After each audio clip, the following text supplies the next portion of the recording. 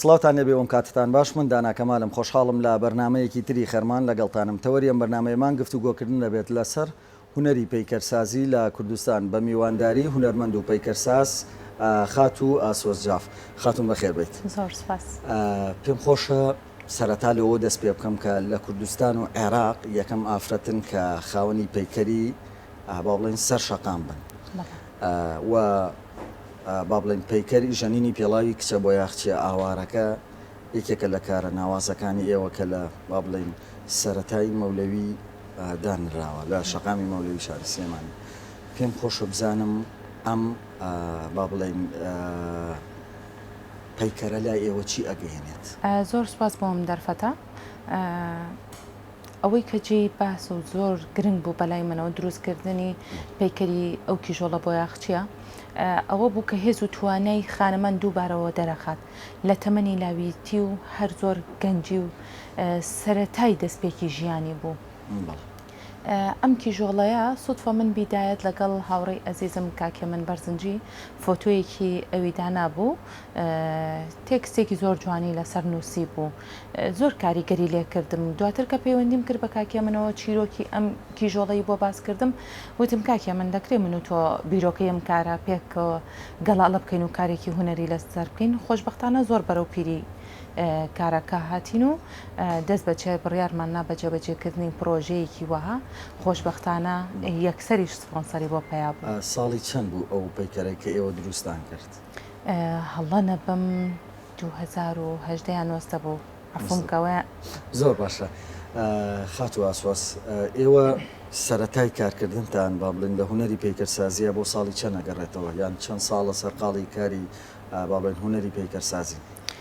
سەرەتای دەستپێکردم بە هونەری پەیکەرسازی 2007 بوو لەگەڵ هونەرمەندی خۆشەویست و برام زیرەک میرە بوو لە سنتەری چالاکی گەنجانەوە. ئەو کاتە وەکو خوێندکارێکە و کارم ئەکرد، بەڵام وەکو ئەکادیمی لە ساڵی 2015 کە تەخەڕوجم کرد دەستپێکی کارەکانم بوو. زۆر باشە. زۆرێک لەو پەیکەرانەی کە لەلایەن ئێوە دروست ئەکرێت با بڵێن ڕخنەی زۆر دێتە ڕێتان، بەتایبەت هاوڵاتیانێک کە بۆ نمونە هیچ باگراوندیەکی معریفیان لەسەر هونەری پەیکەر نییە. ئێوە ئاچی بەو دیاردەیە ئەڵێن زۆر جار لە سۆشال میدیا بێ بەهەرا ئەبن بە دوو بەرەوە کەسەکان، کەسێ ئێوە پەیکەرێک دروستەکەن وەکو پەیکەرسازەکان، مەبەسم بیزات پەیکەرسازەکانی شاری سلێمانیە ئەبن بە دوو بەرەوە ئەو هاوڵاتیانی کەگەن بەرەیەکیان ئەڵێن ئەم پەیکەرە نەدەبوو بۆ نمونە وا بێت و بەرەیەکیان ئەڵێن جێگەی دەستخۆشیە پێویستە ئەم پەیکەرانە دروست بوون. ئێوە چی ئەڵێن لەسەر ئەو مقۆم خۆیی کە لە نێوان سۆشال میدیا دروستە بێت لەو کاتانەیە؟ کاکدانا ئەگەر من زۆر ڕازگۆیانە جوابیەوە بمەوە، ئێمە زمانێکی زۆرمان ماوە بۆ گەیشتن بە کاری هونەری زۆر پێرفێکت و بگەینە ئاستی وڵاتان. بەڕاستی ئەمە زۆرمان ماوە بۆ ئەوە، بەڵام لێرەشە من هەموو جارێ شتێکم و تۆتومە من کارێکەکەم ئەشێت کەم و کورتی هەبێ، بەڵام زۆر باشتر ئەوەیە بۆ کاری دووەم ئەو کەم و کورتی یەکەم دووبارە نەکەمەوە. ئەگە دووبارەم کردەوە دەبا بۆستم دەست نەکەمەوە بە کارێکیکە هەتاکو هەنگاوێک تێ ئەپەڕێنم. تۆ ناکرێت لە یەکەم خاڵتەوە هەتا دو خاڵە لە یەک ستایلی کارکردن و لە یەک شێوازی کارکردن و جێپەنجەی خۆت ئەگەر هیچ جیاوازیەک و جوم و جوڵێکی تیانەوێ بەڕاستی هەم بینەر تووشی ئەو مەلەلە ئەکا هەم خۆشت تۆ هەستەکەی لە یەک لیڤڵایی شەکەیتە. بۆچی تۆ لە ئەسنای کارەکان تاتەوێەوە بە من بڵێ لە ئەسنای کارەکان تا با بڵێن جیاوازی دروست ئەەکەیت، ینی کارێ بۆ کارێکی ترت؟ بە خۆشحاڵیەوە ئەتوانم 100% ئەوە پیشانی بینەرەکانم بم وە کردوشمە. وازام خۆتان نەک ئێوەش زۆربەی کەسانی کە شاهیدی وایان من یەکەمین کارم زۆر فەرقی هەیە لەگەڵ دوایەمین کارم، لەبەرەوەی کارێکم ئەگەر لە سەرەتا تا بۆ نمونە شێواز و مەتریالێکی جیابۆ بێ ستایلێکی جیاوازی کارکردن بۆ ڕاستە من ستایلی واقعی زۆر بەکارێنم، چونکە زۆربەی زۆری کارەکانم بۆ کەسایەتی و کەسە گەورەکان بووە، بۆیە هونەری واقعیم زۆر بەرجەستە کردو لە کارەکانمە. ئەمەش ئەبێ دەقاودەقە و کەسە خۆی بێ، بەڵام لە کاتێکە ئەگەر تۆ ئەم کاراکەی لە 100 80 بۆ 90 ئەو شکڵە بێنیت زۆرجی ئەو دەنگۆیە بڵاو ناکرێتەوە بەردەوامی دووبارە بیتەوە لە کارەکان. نا بەڕاستی بێ هەم لە قیاس و کارکردنە هەم لە تەکنیکی ئیشکردندا ئەبێت تۆ جیاوازی بخەیتە بەرچاوی بینەرەکانە. من یەکەمین کارم قیاسێکی طبیعی بوو، هی هونەرمەند شەمەڵزایی بوو، بەڵام دووهەمین کارم کارێکە 9 مەتر بەرزە ئیتر ئەمە بەڕاستی تۆ لە یەکەمەوە بۆ بڕۆی وەکو ئەتوانم بڵێن شانازی پێواکەم وەکو کچێکیش گەشتومەتە ئەو لیڤڵە بە هێز و قدرەتی توانای خۆم و هەندێک لە کەسە ئازیزەکان و هونەرمەندانی خۆشەویست ئیتر هەر ئەو نەش ئەتوانی لەم وڵاتەیە بەڕاستی هەر ئیمکانیاتش لە بەردەسایە تا بتوانیت پەیکەری پێ بکەیت. زۆر باشە پێم خۆشە بزانم هونەری پەیکەرسازی لای ئێوە چی ئەگەیەنێت چمانایەکی هەیە؟ زۆر بە کورتی ئەتوانم بڵم ئەوەیە کە تەنها ناتوانێت ڕۆحی بەبەردا بکەیت ئەگەنە ژیانێکی زۆر جیاوازە پێ ئەبەخشێ گێڕانەوەی مێژووە بە دەقا و دەقی بەبێ دەستکاری. زۆر کەس کە ناوی ئاسۆزیافە بن لە پاڵیان ناوی کچی نیشتیمانیش نیشتمان پەروەەر یاخود کچی نیشتیمانیشی لێ ئەنرێ. ئایا ئەمە هۆکاری ئەوەیە کە ڕەمزەکان یاخود سیمبولەکانی نیشتیمان لە نێو کارە هونەریەکانی ئێوە ڕەنگی داوەتەوە؟ ئەگەر ڕەنگی داوەتەوە ئەگەر زۆر ڕاستگۆ بم بەڕاستی گیانم گرج بوو زۆر دڵخۆشە بم بە وشەیە ئەگەر بخرێتە پاڵ و ناونیشانی کارە هونەرەکانی من و کەسایەتی منەوە. هەڵبەت ببوورە من دوای پرسیار و لە کەسەک نزیکەکان یاخود لەوانەی کە هەوادارانی بینینی کارەکانتن من لەمانە پرسیارم کردووە لە خارجی با بڵێن بەرنامەکەوە پاشان گەشتومەتە ئەوەی کە ئەم پرسیارە دروستکەم و ئاراستی ئێوەی بکەم وەکو پەیکەرسازێ. ئەوە گەورەی خۆیانە دەستی ماندووبوونیان ئەگوشم سواز بۆ ئایدیا و ڕوئیا بینینی ئەوان بۆ کارە هونەرەکانی من ئەتوانم بڵم ئەوەندەی ترهانمەیان کە کارەکانم ڕۆژ بە ڕۆژ باشتر بکەم و لە خزمەتی نیشتیمان و هەموو ئەو کەسانەیە بێ کە بەڕاستی کە لە لوتکە و لەو ئاستیان کە بتوانین کارێکی هونەری پەیکەرسازی پێشکەشکەی بۆ پرسیارەکەش بەڵێ من چەندین کارم کردووە کە ئەتوانم بڵم دەقا و دەق بۆ نیشتیمان بۆ دەقا و دەق بۆ خزمەتکردن بەوان بووە. هی هونەرمەند شەماڵ چایب یەکێک بەلەو کەسایەتیانەیە توانم بڵم وەچەرخانێکی گەورەی کردووە لە هونەری میوزیکە شاعیری گەلبەنگینە بەداخەوە دوێنێ وەفاتی کرد کە زۆر جێی گەرانی بوو بۆ من کوڕی گەورەی ئەو خوا لێی خۆش بێت لە یەکێک لە کارەکانم کە بۆ بەنگینەم کرده بوو بەنگینە شاعیری گەلبەوەی ناوی شەقامەکانی سلێمانی نابوو شۆڕشێکی گەورەی کردووە هەڵبەتە ئەو بە ئەدەبیات و نووسین و کارەکانی خۆی بەڵام ئەوەی جێ دڵخۆشی بوو بۆ من لەو کارە دوێنێ ئەو سەرگوزشتەیەشم گێڕایەوە لە فەیسبووکەکەی خۆمەوە کە کاری هونەری بەنگینەم کرد کوڕەکەی تەمەنی 90 و شتێک ساڵ بوو ئەو کاتە کاک ڕێبوار کە کوڕەکەی ئەوە کاواتە بەنگینە باپیرێتی هات بەڵاموتی ئاسۆسخان زۆر دڵخۆشم بە شتێک گوتم چی بوتی پەیکەری بەنگینە پیشانی باوکم ماوە ناسیوێتەوە کە ئەو باوکم بووە یعنی ئەوە زۆرجی دڵخۆشی بوو بۆ من لە هەمان کاتا هومەرچەی کە بەڕاستی کەڵە هونەرمەندی ئیرۆتیک و سیاسەتمەدار و زۆر کەسایەتێکی جوانی هەیە خزمەتێکم بەو کردووە لە هەمووی منبورە قەت ئەمکردن کارێکشتان لە گەرمیان هەبوو ئەوەیە ویستم بڵم لە هەمووی گرنگتر بۆ من کە خزمەتم بە دایکینەوەی ئەنفال کرد ئەوەی کە لەو کارانم کە بۆ هەمیشە شانازی پێواکەم خزمەتم بە شەرەفان و پێشمەرگە کردووە لە شاری چەمچەماڵی خۆشەویست ئەمە ئەو کارانە من کە هەرگیز ناتوانم بۆ چرکەیەکیش لە بیریان بکەم یا مامۆستای گەورە ئیبراهیم ئەمین باڵدار دانەری ئەلفوبەی کوردی ئێستا بزانم هەر لە سەرەتای شەقامی سالمە ئەو پەیکەرەی مامۆستا ئەمین باڵدار زۆر باشە پێم خۆشە بزانم بۆ دروستکردن بۆ دروستبوونی پەیکەرێک یاخود دروستکردنی پەیکەرێک وەکو کەرەستە ئێوە چیتان پێویستە ئایا ئەو شتانە وەکو پێویست دەست ئەکەون هەتا بتوانن پەیکەرێکی پێ دروست بکەن؟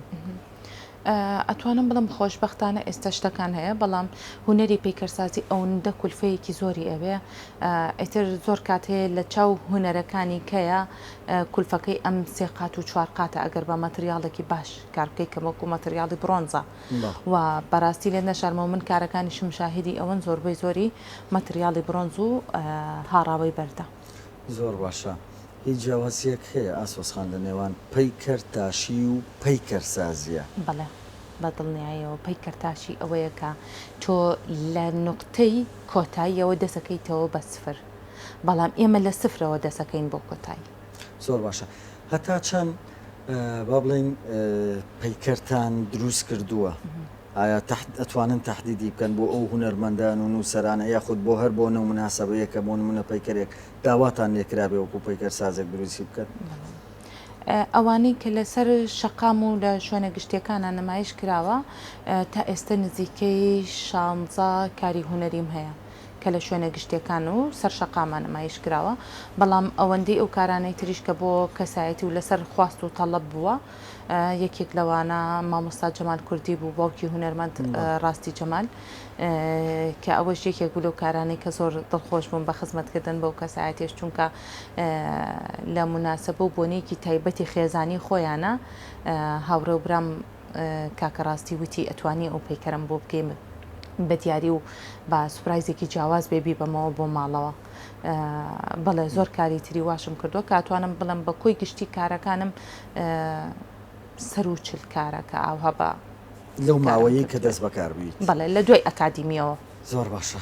ئاسۆسخان، نێوانی دین باش نییە لەگەڵ پەیکەرە. پێم خۆشەوەکو هونەرمەندێک ئەم پرسیارەت ئاراستە بکەم، چی پەیامێکتان هەیە لەو بارەیەوە؟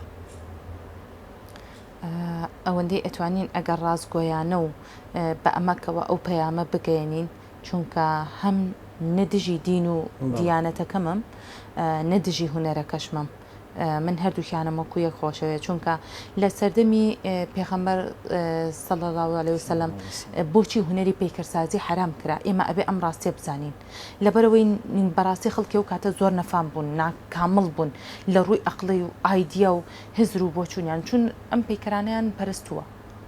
باشە ئایا لە سەدەی 21 و بەم ئایدیا و بەم هەموو پێشکەوتن و شارستانێت و تەکنەلۆژیای خەڵکێکی لەم زۆرۆفای بچە پەیکەر بپەرستێ؟ نیکە ئەسڵەن بۆ ڕێزە، بۆ مانەوەیە لە مێژووی ئەو کەسایەتێ، بۆ مانەوەیە لە بۆ لە بیر نەچووی گێڕانەوەی مێژوویەکە تۆ ئەیهێڵیتەوە بۆ ون نەبوون و لە نەمان و لە نەناوچوون بپارێزرێ. بۆ نییە من دانیشم بیپەرستم یان وەکو شتێکی دینی بەکاری بێنم بۆگەمێنێتەوە. بەڵێ لەبەرەوە ڕای ئێوەیە. زۆر باشە. ئەی پێم خۆشە بزانم لە کوردستان تا چەند گرنگی بە هونەری پەیکەرسازی دراوە، وەک پێویست هاتوونەتە پێشەوە بۆی یاخود وەک پێویست یارمەتی دەری ئێوەی پەیکەرساز و هونەرمەند بوون؟ دووبارە ئەتوانم لەم لە زۆربەی بەرنامەکان و لێدوانەکان ما ئەو شتانە وتووە کە زەمەنی هونەری پەیکەرسازی وەچەرخان و سەرهەڵدانی هونەری پەیکەرسازی کە زۆر بژانەوەی بەخۆیەوە بینی لە سەردەمی هونەرمەند و هاوڕێ و کەسایەتی و سیاست و نازەم هەرچێکی ناوانەی بەڕێز کاک بابەکرد ڕێی بوو، چونکە بەڕاستی لەو زەمەنی بەڕێوەبەرایەتی گشتی ڕۆشنبیری هونەرا بۆ چەرخانێکی زۆر باش بە هونەری پەیکەرسازیەوە دەرکەوت. هونەری پەیکەرسازی زۆر بژایەوە، هونەرمەند تەنها ئاسۆز نەبوو، چەندین و چەندین کاری تری هونەری پەیکەرسازی و هونەرمەندەکانی تر کەوتە بەرچاوی هەمومان. ئەسڵەن هونەرمەندانی پەیکەرسازی تر هەبوون لە ڕۆشنبیرەیە، چەندین ساڵ بوو بۆ خۆیان لە ڕۆشنبیری دانیشتی بوون و موچەیان وەرەگرت و هیچ کارێکیشیان نەبوو، بە حساب پەیکەرسازیش بوون. بەڵام لەو زەمەنەدا کاری هونەری پەیکەرسازی بوو بۆ منافەسە لە نێوانەوەی پەیکەرساز.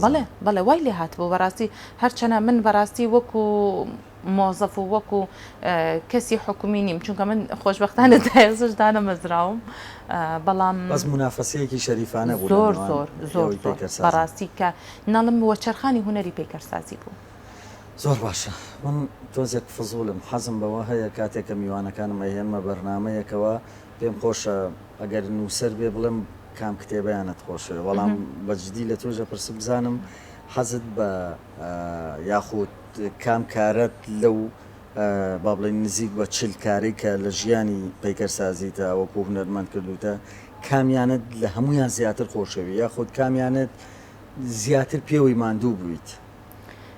وەکو ماندوو بوونەکە جیایە، وەکو خۆشویستنەکە جیایە، وەکو خۆشەوەڵامی هەردووکیان وەربگرن. بەڕاستی وەکەوەی کە من یەکەمین کارم کاری هونەرمەند شەماڵسایی بۆ توانم بڵم زۆرجی دڵخۆشیمە، هەموو کاتکەی بینم ئەڵەمەوە یەکەمین کارم بوو، یەکەمین جێپەنجەمۆری من بوو بەسەر خاک و وڵات و شارەکەمەوە کە دیار بوو و منی بە خەڵک ناسان. ئەمە دەرگایەک بوو بۆ پیشاندانی هەموو کارەکانی کەم، وەکو خۆشویستن هەمویانم خۆشەوێ، چونکە هەمویان زۆر ماندوو بووم. پێم خۆشە یەکێکیان اختیار بکەی بڵێ بۆ منە فڵان بڕوان پێ بکەی، یەک لە یەکیانم زیاتر خۆشەوێ، بەڵام وەکو مانەوەی کارکردن تیانە بەکاری هوەری کچە بۆ یاخچێکە وەزایدەن کاری پرۆژەی زانیم ئەوەیانەت خۆشەوە ژەنینی پێڵاوی دایکینەوەی ئەنفال لەگەڵ کچە بۆ یاخچێکە ژەنینی پێڵا و زۆر پێوەی ماندوو بووم تەنانەت ئەگەڕم بەدوایە ئەو کارەی کچە بۆ یاخچێکە تەنانەت ناوەکەی لە پرۆژە هوەرێکە زۆر دەنگۆی زیاتری بڵاو کردەوە یەکی و باشە بۆچی ژەنینی پێڵاو بۆچی یعنی ها چیرۆکی زۆر هەڵگرتە بوو کە خۆشبەختانە لە دوایەکی زۆر ناسک و ئەدەبیانش ئەو ژەنینی خۆشبەختانە زۆر لە ناو نووسەرانەوە ئەدیب و ڕۆشن بیرانە شتی جوانی لەسەر نووسرا لێرەوە ئەتوانم بڵم دووبارە منەتباری کاکە ڕەنج سەنگایون بۆ ئەو ناوە. زۆر باشە ئاسۆسخان من بەرەو کۆتایی بەرنامەکەمە چم ئەماکەم بە کۆتا پرسیار پێم خۆشە گەر بە کورتی وەڵام بیتەوە سوپاس دەکەم کات چ گرنگیەکی هەیە لە با بڵێن هوەری پیکەرسازیە؟ زۆر گرنگە چونکە هەر کارێکی هوەری پیکەرسازی لەوە ئەچێ بەپی کات و زەمەنی تۆ ئیشکردنەکەتیایە بگۆڕێت من کارێکە بۆ نمونە لە چاوێکە ڕۆژی وە هەبوو لە بەیانی هەتایوارەی شمتیا کردو ڕۆژی واشە بۆ بە نیو سعات چاوێکم دروست کردو قەت بووە دابمێنن بۆ ڕۆژێک کورە بۆ سعاتێ بۆ چرکەیە بۆ دەقەیەک بۆەوەی کارەکەتان لەگەڵ هوەرمەند ڕێبین سەرکارە ڕێز و خۆشەویستیم هەیە بۆی لە کاتی پرۆژەی دایکینەوەی ئەنفالە گیرمان خواردەبوو بەدەست ڕۆژەوە کە پیان وتی بێت لە ڕۆژە دابنرێ لە دوای شاوای لێ هاو ئێمە ئیشمان تاو کردبوو نە ئەبرا دابنرێ. خاتم سپاس بۆ دەرفەتەی کە بە ئێمەت بەخشی خۆشحاڵت کردین. زۆر سپاس بۆ ئێوە ماندوو نەبن. سپاس دووبارە بەڵە بینەرانی بەڕێز بەم شێوەیە هاتینە کۆتایی ئەم بەرنامەیە و تا بەرنامە یەکتر بەخواتان ئەسپێرم خواتان لەگەڵ.